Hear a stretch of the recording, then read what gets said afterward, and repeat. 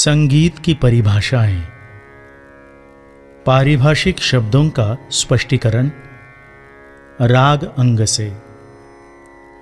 संगीत गायन, वादन तथा नृत्य, इन तीन कलाओं को मिलाकर संगीत कला बनती है।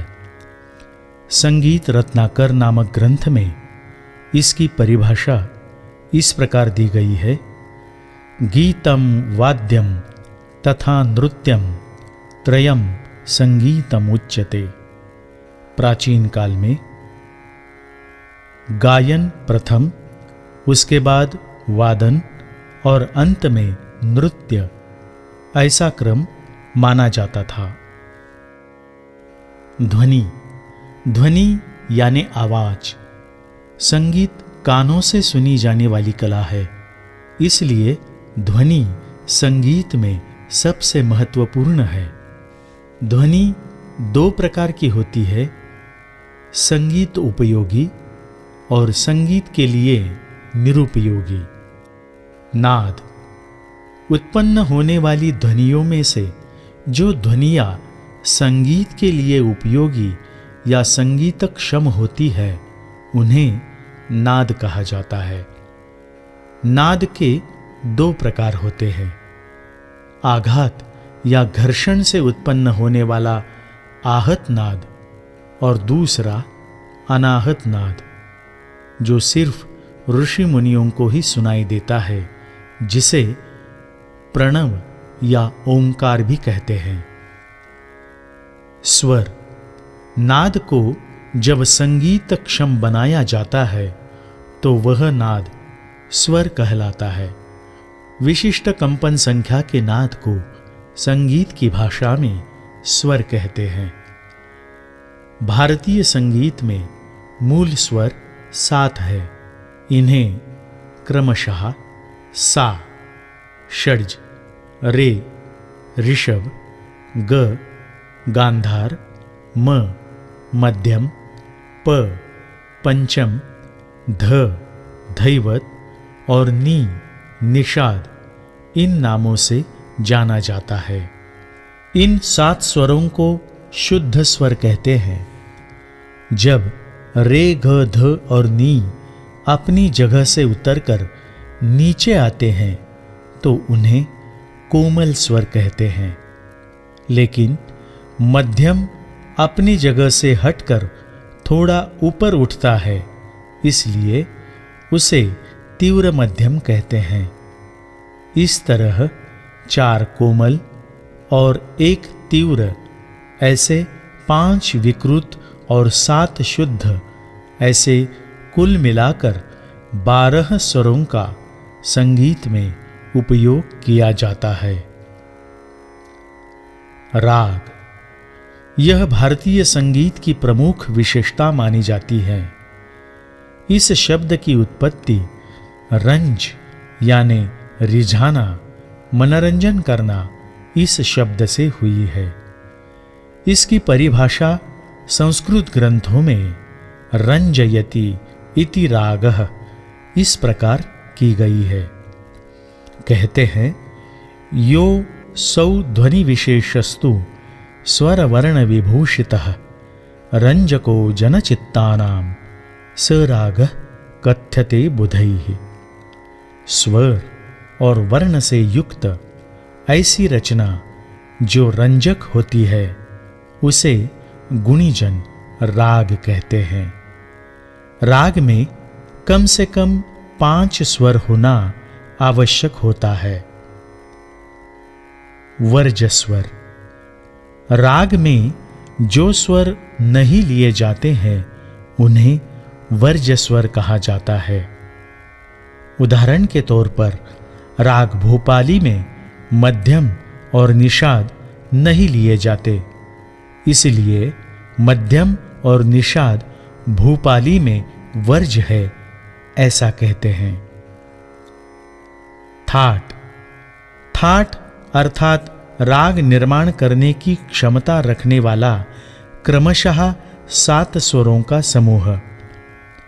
भारतीय संगीत में बिलावल, कल्याण, खमाज, काफी, भैरव, मारवा, पूर्वी, आसावरी, तोड़ी और भैरवी ये 10 थाट माने गए हैं। जाति।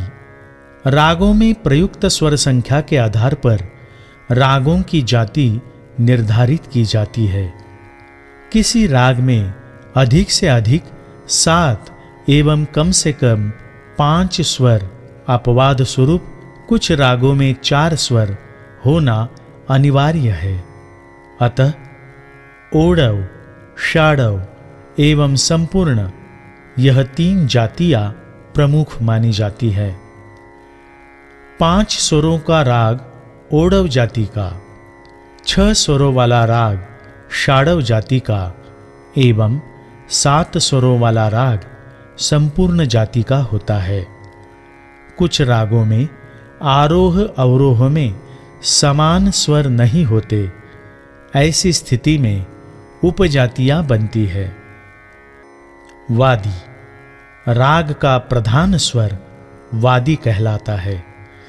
यह स्वर बार बार गायन वादन में उभर कर सामने आता है।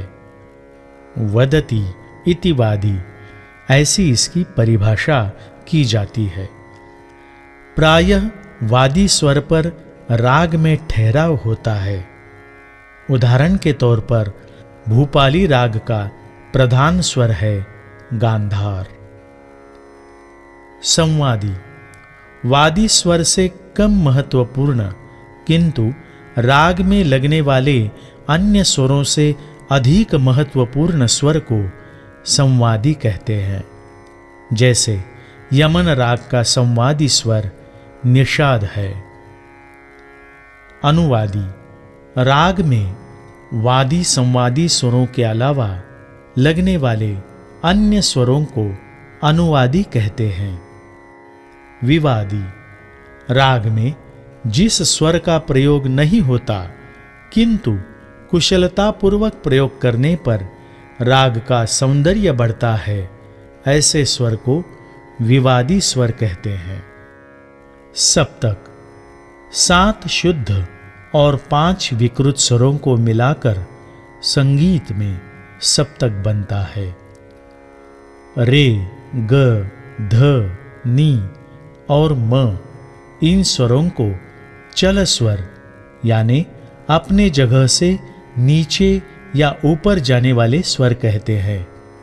सप्तक 3 प्रकार के होते हैं, मंद्र, मध्य और तार। मंद्र सप्तक। यह मध्य सप्तक के पहले का सप्तक होता है।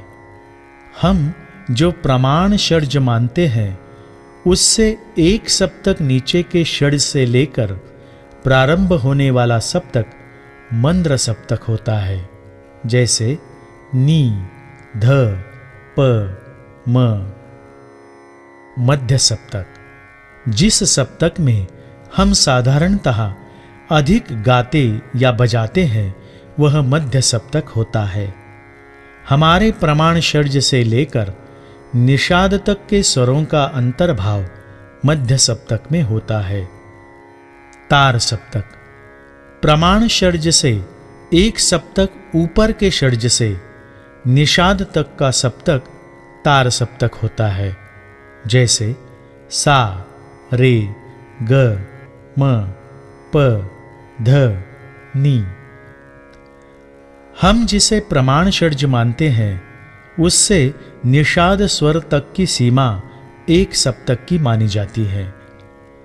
मंद्र सप्तक से दुगनी ऊंचाई पर मध्य सप्तक एवं मध्य सप्तक से दुगनी ऊंचाई पर तार सप्तक होता है।